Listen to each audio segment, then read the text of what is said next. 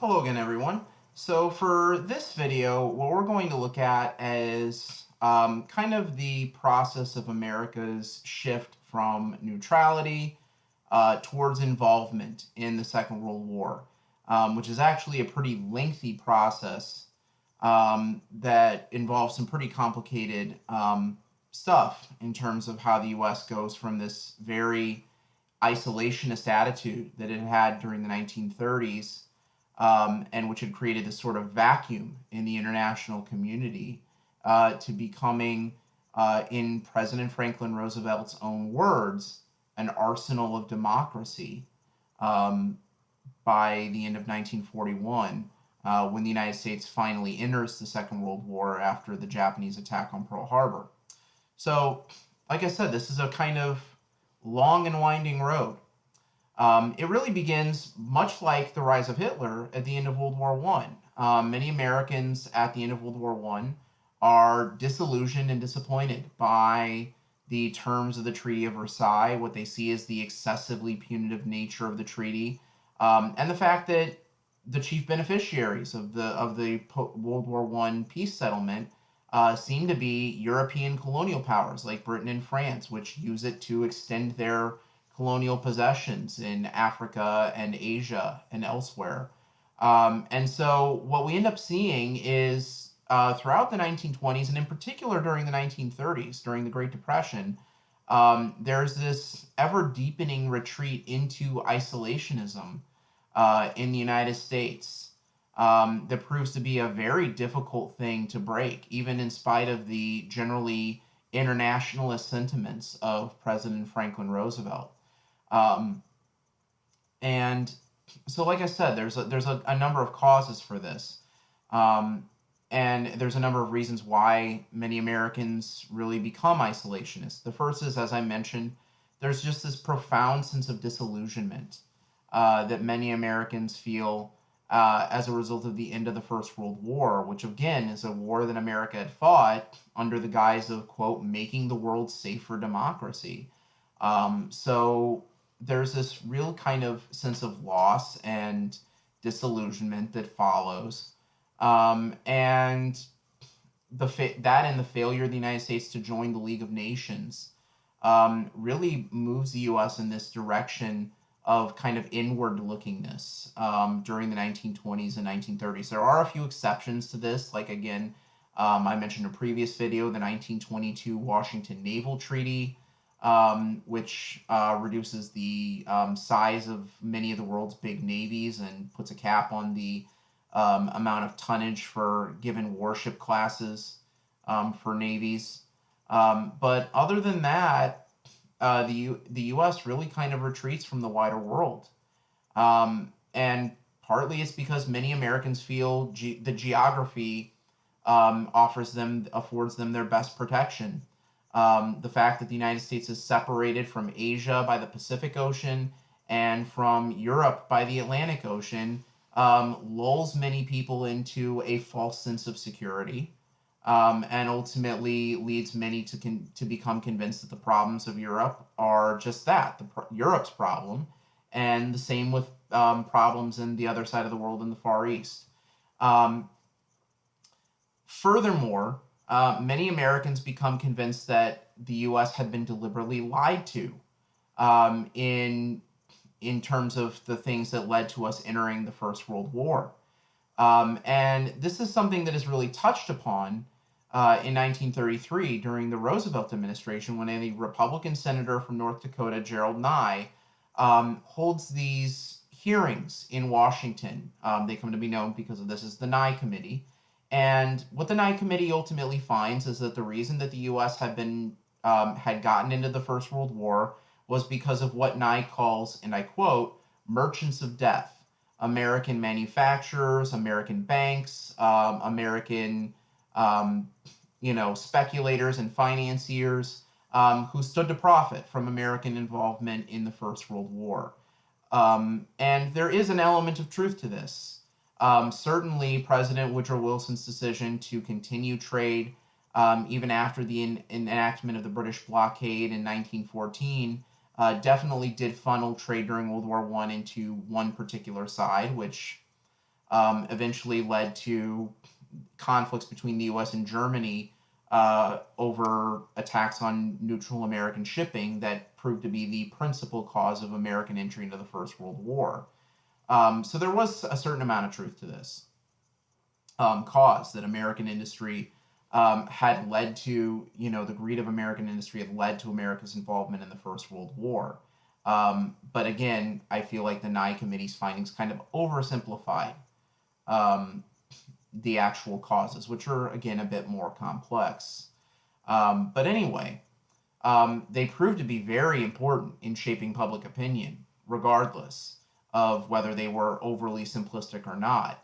The Nye Committee's findings ultimately led to the passage of a series of laws passed between 1935 and 1939, known as the Neutrality Acts. And what the Neutrality Acts did is, as their name implies, they were designed to ensure future American neutrality in the event of any potential outbreak of war in Europe or the Pacific. And they were crafted in a way that was designed specifically to prevent the exact circumstances that had led to American entry into the First World War. And so, to that end, the Neutrality Acts establish a couple of conditions for foreign belligerents to buy war-related goods from the United States in the event of a war. The first was to prevent American banks from basically bankrolling European or Asian war efforts. The Neutrality Acts required that any goods bought from the United States be paid upfront in cash. So the countries that bought them had to pay for them upfront. They couldn't get loans from American banks or financial or other lenders to purchase these goods. So, say, for example, the British or the French wanted to buy a squadron's worth of P-40 Warhawk fighters. Well, they'd have to pay for those planes up front under the terms of the Neutrality Acts. Furthermore, to ensure that those war-related goods would be transported on ships that wouldn't be bearing the American flag, the Neutrality Acts also required that the countries buying them ship them on their own ships. So this became known as a cash and carry policy. So you have to pay for it up front, and then you have to ship it on your own vessels if you're going to buy these war-related goods from the United States. And again, the purpose behind this is to prevent the United States from becoming entangled in a general European war, which began in September of 1939. And very quickly, once the war began, it became apparent that although a large majority of Americans were sympathetic to the Allied cause, a large majority, really all the way up until the attack on Pearl Harbor, opposed American entry into the conflict. For some, again, this was because of a fear of a repeat of the First World War. But for some, their motivations were decidedly less pure. There were definitely some in the United States who opposed American entry into the First World War and who favored continued American neutrality because of lingering anti-foreign and specifically anti-Semitic sentiment in the United States, which had been, of course, a powerful force in American politics during the 1920s and during the First World War itself, as a matter of fact. And you see this perhaps best represented in the largest anti-war organization in the United States at the time period, Charles Lindbergh's America First Committee. Charles Lindbergh, who, of course, as anybody who's from St. Louis knows, was famous for being the first man to fly across the Atlantic Ocean nonstop, and was probably one of the most famous men in America at that time period because of that. Lindbergh is vehemently against American entry into the Second World War, and so he forms this group, the America First Committee, which he becomes the leader of and the national spokesman of. And basically, what the America First Committee's principal objection to America's involvement in the war rested upon was anti-Semitism. Their meetings oftentimes spoke of, kind of anti-Semitic Jewish conspiracy theories that were not that different from those voiced by the Nazis. In fact, Lindbergh himself actually was at one point given an award by the Nazi government specifically created for, um, receptive foreigners. Um, and so there's this lingering anti-Semitism that's a huge part of this too. So it's not just that many Americans are opposed to American entry into the war because they fear being sucked into another European conflict, like in World War One, which is, of course, a legitimate concern. But there's also many who are motivated by this lingering anti-Semitism. And we see this in really one of the more shameful aspects of this period. Throughout the 1930s and really all the way up until American entry into the Second World War, thousands of European Jews try to flee to the United States in the face of Nazi repression, seeking asylum in the United States. And they are turned back by and large. There are a few exceptions to this, like Albert Einstein, who are allowed to come in, but many are turned back, in large part because of the immigration quotas that have been put in place in the 1920s. And for many of those who are turned back because of these immigration quotas and because of the unwillingness of American political leaders to lift them in the face of, the Nazi regime's, attitudes, shall we say, towards Jewish people, um, this proves for many to be a virtual death sentence. There was actually a liner from Germany, the SS St. Louis, that tried to land 900 um, Jewish refugees in the United States in 1938. It was first turned back by Cuba, then it was turned back by the United States. Eventually, it would be turned back by Canada too. So this isn't just an American, something that the United States owns. Of the 900 people on board the SS St. Louis who were turned away by the governments of Cuba, the United States, and Canada during this time period, around 40% eventually died in Nazi concentration camps. So this lingering anti-Semitism is another kind of ugly and unseemly aspect of this. And so because of these factors, Roosevelt has to proceed very cautiously. From the onset, he wants to get the U.S. involved. From the onset, he wants to try to provide aid to the Allied cause, but he has to proceed very cautiously in the face of entrenched public opinion, which, although it does warm progressively as the war intensifies to the Allied cause, um, still remains decidedly against outright American entry into the conflict. And so he does proceed cautiously. In 1940, the situation gets really desperate for the Allies. That year, the Nazis launch a massive blitzkrieg operation, which is a German word meaning lightning war, in the West that rapidly overruns Denmark, the Netherlands, Norway, Belgium, and eventually France. The French capitulate in June of 1940, surrendering the largest army in Europe to the Nazis, and leaving Britain alone to face the full weight of the Nazi juggernaut. And so when the British are left basically fighting alone in the summer of 1940, British Prime Minister Winston Churchill begins making increasingly desperate, basically begging pleas to President Franklin Roosevelt to provide aid to the British. And basically says, look, we're by ourselves here, and if you don't help us, we're not going to be able to hold on here. Roosevelt is cognizant of this, but he's hampered again by entrenched public opinion against this. But he does try to find creative ways around this, and so in 1940, he agrees to this scheme in which he trades 50 World War I era mothballed American destroyers and other warships to the British in exchange for American access to British bases in the Caribbean, in the West Indies.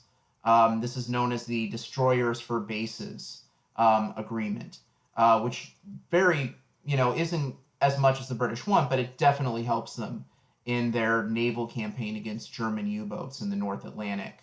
Um, but that, again, proves to be, although important, not enough. Basically, by late 1940, the British are up against the wall. They've managed to hold off a German um, invasion by defeating the German Luftwaffe over the skies of Britain in that summer and autumn, the Battle of Britain. But their situation is still very precarious. They need access to American made weaponry, American aircraft, American tanks, American warships, American rifles and machine guns, even, and pistols, as well as food and medicine for their troops. And because of the terms of the Neutrality Acts, they're no longer able to do this. They're no longer able to meet those demands. Their economy is stretched to the limit. They no longer have the money to buy these things outright. And so in December of 1940, just after winning an unprecedented third term in office, Roosevelt goes to the radio waves and he delivers arguably one of his most famous fireside chats. In this fireside chat, Roosevelt implores the American people to support arming and equipping the British to continue the fight against Nazi Germany. Um, imploring his fellow Americans to transform the United States into what he calls an arsenal of democracy. Um, and Roosevelt frames this as being essential to defend what he calls the four freedoms: freedom of speech, freedom of religion, freedom from want, and freedom from fear. And this becomes perhaps the most famous of Roosevelt's fireside chats, delivered in his entire tenure as president. And it has an immediate effect. The following January, just a few weeks later, Congress introduces the Lend-Lease Act, which allows cash-strapped countries like Britain, the Free French, and after June of 1941, the Soviet Union, to buy American aircraft, tanks, ships, other essentials to equip their armed forces, and to wage battle against the Nazis and other Axis forces. Eventually, of course, this includes Japan after December of 1941. And so the Lend-Lease Act passes after much debate, and immediately the flow of American supplies to Britain begins making an impact. Ultimately, by the end of the Second World War, the United States will have provided Britain and the other allies more than $50 billion in military equipment. And that's in 1940s dollars. That's not today's dollars. So that'd be probably, several hundred billion, if not close to $1 trillion in military aid.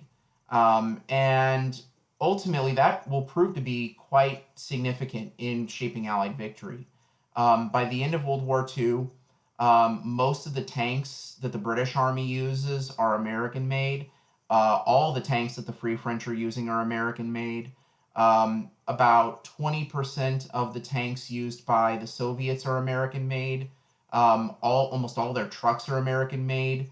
And a significant portion of the air forces of the British Royal Air Force and the Soviet Red Air Force and various others likewise are comprised largely of American-made aircraft.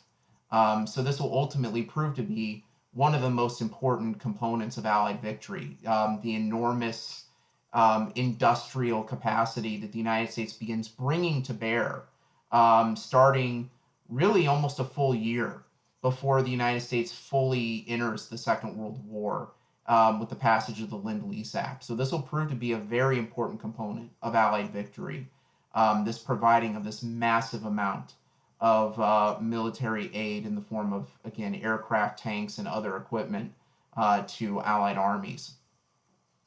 And it definitely marks a step in the U.S. becoming much more central to the Allied war effort, even if the U.S. is still officially neutral.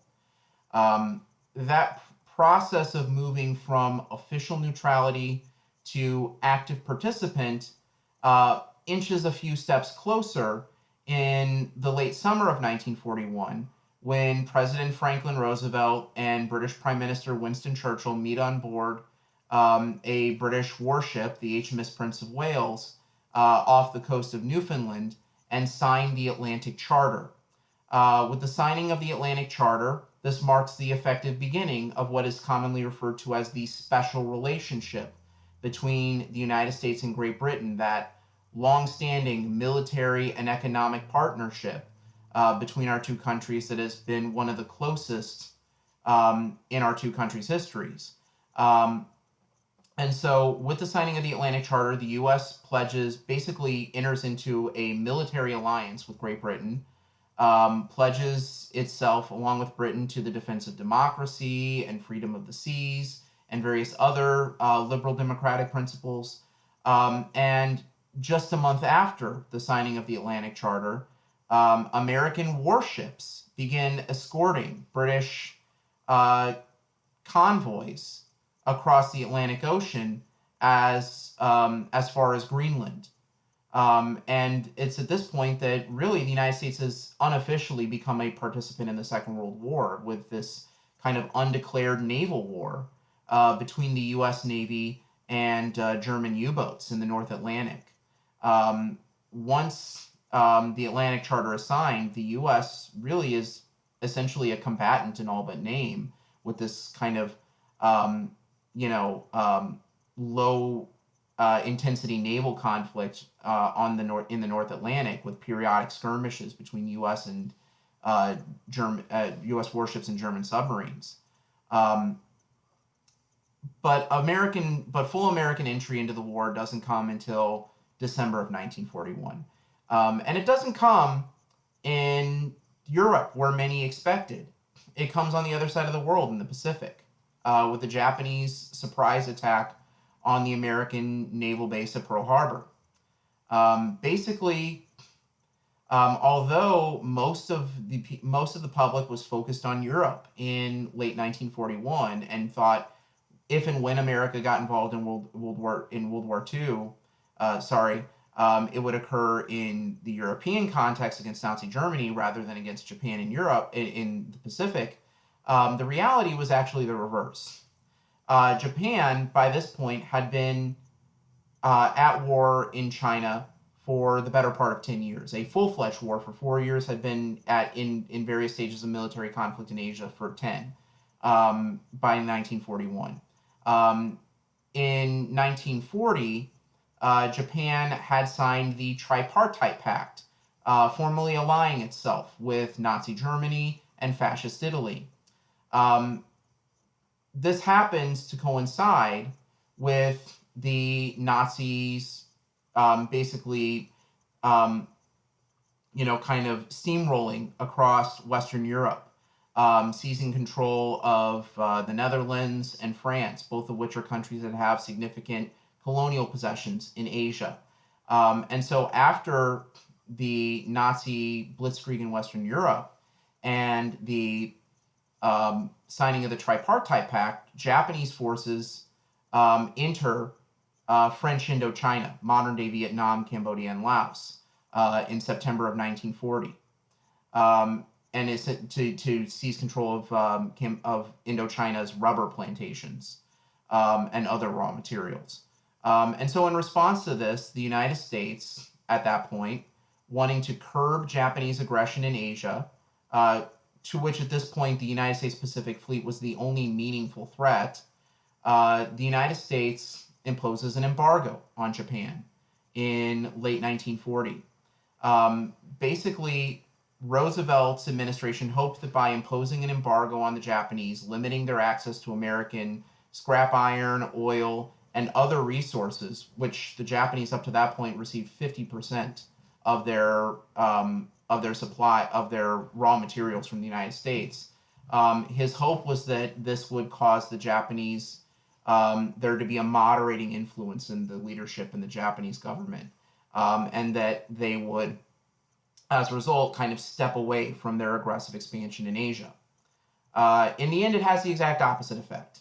And rather than encouraging more moderate, kind of level-headed voices to rise to the surface in Japan, it actually leads to the militarists in Tokyo gaining even greater control, with General Hideki Tojo assuming control in Japan in early 1941.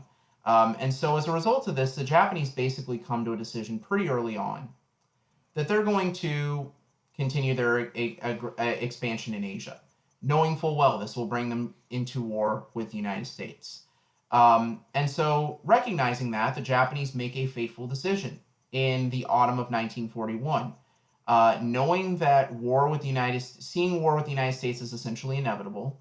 The Japanese hatch a plan to basically annihilate American war-making capacity in the Pacific, hoping that in doing so that they would be able to win a series of victories in the Pacific before American industrial capacity caught up with their military gains. And so they foment a plan to attack the American naval installation at Pearl Harbor using carrier-based aircraft. And so ultimately, on the morning of December the 7th, 1941, 6 Japanese aircraft carriers with more than 350 aircraft on board in the pre-dawn hours launch 350 planes in 2 waves 400 miles northeast of the island of Oahu. The Japanese attacking forces, although caught on radar, and although a Japanese midget submarine was actually caught trying to sneak into the entrance of the harbor, managed to launch their attack with complete surprise, taking the American forces in Hawaii completely by surprise. Over the course of 2 hours on December the 7th, 1941, the Japanese managed to sink 8 American battleships and several additional supply ships, destroy more than 200 American aircraft on the ground, and kill approximately 2,500 American soldiers, sailors, and Marines, and Army air crewmen, as well as around 100 or so Hawaiian civilians in the 2-hour-long attack.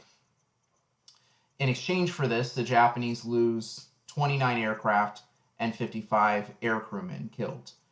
So from a military standpoint, at least on the surface, this is a great Japanese victory. They seem to have inflicted a crippling blow on American war-making power in the Pacific. And for the first few months after the Japanese attack on Pearl Harbor, that seemed to be the case. But the larger significance of Pearl Harbor is perhaps best expressed in an apocryphal story that alleges what Admiral Yamamoto's response is when hearing of the success of Japanese forces after launching the attack on Pearl Harbor. Upon hearing of the success of the Japanese attack on Pearl Harbor, Yamamoto is reputed to have said, "I fear all that we have done is to awaken a sleeping giant and fill him with a terrible resolve." Now, whether he said this or not is hotly disputed. But the general gist of what he said remains fundamentally the truth. Because Pearl Harbor does something that no event in American history before, or really since, did. It unites the country. Anti-war opposition to American entry into the war pretty much evaporates overnight as a result of the Japanese attack on Pearl Harbor, and the United States enters the war in a full-fledged manner as a result of the Japanese attack. All right, so that pretty much concludes this video. When we get back in the next series of videos, we'll look at the war in Europe, the effect of the war on the American home front, and then we'll finally conclude by looking at the war in the Pacific.